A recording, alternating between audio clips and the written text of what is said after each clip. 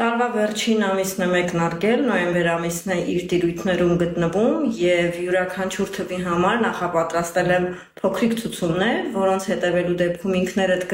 կորոշեք, թե որքանով էր ճիշտ այս վերլուծությունը և հենց այս տեսանյութի մեկնաբանության դաշտում հետո կիսվեք ձեր փորձով և վերլուծությունը ինչպիսի ազդեցություններ ունեցել հենց ձեզ վրա։ Այս ամսվա ընթացքում, նոյեմբեր ամսվա ընթացքում մեկերին խորհուրդ է տրվում չգտնվել զոհի կարգավիճակում և չստիպել, որպեսզի մարդիկ էլ գնան զոհողությունների։ Անհրաժեշտ է մարդկանց ուղղորդել, մարդկանց տանել ձեր հետևից,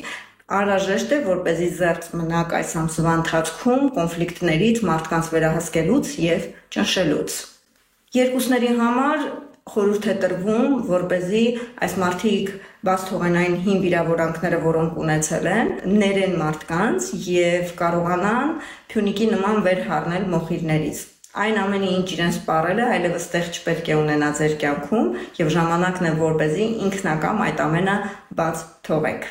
Երեքների համար անհրաժեշտ է, որպեսզի ինչպես և նրանք են իրենց կյանքում զգում որպես թագուհիներ և թագավորներ, ուրեմն անհրաժեշտ է, որպեսզի կարողանաք չափավորություն դրսևորել։ Չափավորությունը այս ամսվա կարևոր ցուցիչն է ձեզ համար, ցանկացած բնագավառի մասին է խոսքը։ Չորսերի համար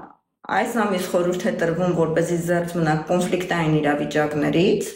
որպեսզի չտրվեք վատ սովորությունների, գայթակղությունների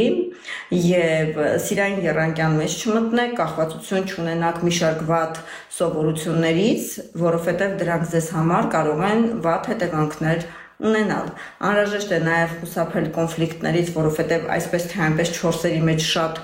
ուժեղ է այդ էներգիան, ագրեսիվ էներգիան, անհրաժեշտ է այդ ամենը պարբել սպորտ դահլիճում։ Հինգերին ինչ է խորհուրդ տրվում, կառուցել հարաբերություններ և ոչ մի դեպքում չայրել բոլոր կամուրջները անմիջապես, չդրսևորել կործանարար որոշումներ, որովհետև այս դեպքում նրանք կարող են գնալ կտրուկ որոշումների։ Անհրաժեշտ է 10-ը չափել և 1-ը կտրել։ Սա նոյեմբերի կանխատեսումն է ձեզ համար, հարգելի հինգեր։ 6 թվանշանը կրող մարդկանց ինչ կարող եմ խորհուրդ տալ նոյեմբեր ամսվա համար, սիրեք ինքներդ ձեզ, ընդունեք ձեր մարմինն ու ձեր արտաքինը այնպիսին, ինչպիսին կա և մի թերագնահատեք ձեզ և ձեր գիտելիքները և մի իդեալականացրեք դիմացինին, որովհետև այս ամենը կատարելու դեպքում պատճառ-հետևանքային կապով դուք դրա պատասխանը անմիջապես ստանալու եք։ Հետևեք ձեր խոսքերին, հետևեք ձեր արարքներին,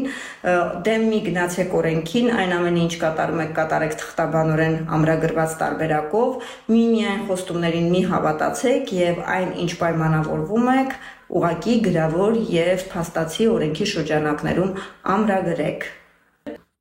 Ինչ խորհուրդ կտամ 7-երին, ապա այս ամսվա ընթացքում, նոյեմբեր ամսվա ընթացքում աշխատեք ձեր վախերի ուղղությամբ։ Այն վախերը, որոնք ձեզ երկար ժամանակ հանգիստ չեն տալիս,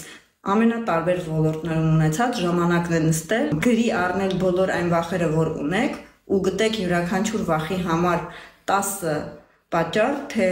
ինչու այդ վախը ձեր մեջ կա և որն է դրա դրական լուծումը հանդիսանում։ Սա մեծ և արդյունավետ աշխատանք կլինի, եթե հանձնառնեք նոյեմբեր ամսվա ընթացքում զբաղվելու դրանով։ 8 թվանշանը կրող մարդկանց խորհուրդ եմ տալիս նոյեմբեր ամսվա ընթացքում հնարավորինս զերծ լինել կոնֆլիկտներից, առճակատումից, մարդկանց վերահսկելուց և ճնշելուց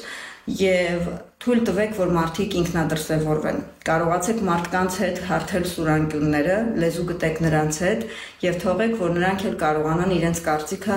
արտահայտել։ Մի դրսևորեք ագրեսիա և այդ ագրեսիան նշանակում է ինչպես մի դրսևորեք դեպի դուրս արտաքին աշխարհ, այնպես էլ մի դրսևորեք ինքներդ ձեր հանդեպ և պահեք ձեր ներսում այդ վիրավորանքը զայրույթը, որովհետև հետագայում այն կարող է ձեզ համար հիվանդություն դառնալ։ 9 թվանշանի տակ ծնվածներին խորհուրդ եմ տալիս մոր հետ ունենալ ջերմ հարաբերություններ, կարողացեք լավ հարաբերություններ կառուցել անձնապես մոր հետ և նվերներ նվիրեք նրան ի նշան շնորհակալության այն ամենի համար, որ երբևէ ձեր ծնողը կատարել է ձեզ համար։ Եվ խորհուրդ եմ տալիս իններին այս ամսվա ընթացքում, եթե դուք որոշել եք վոկալով զբաղվել կամ ձայնային որևէ հաղորդակցական որևէ դասընթացի մասնակցել, ապա վստահաբար սա հենց այդ ժամանակահատվածն է, որովհետև դուք կունենաք լավագույն արդյունքները այս դեպքում։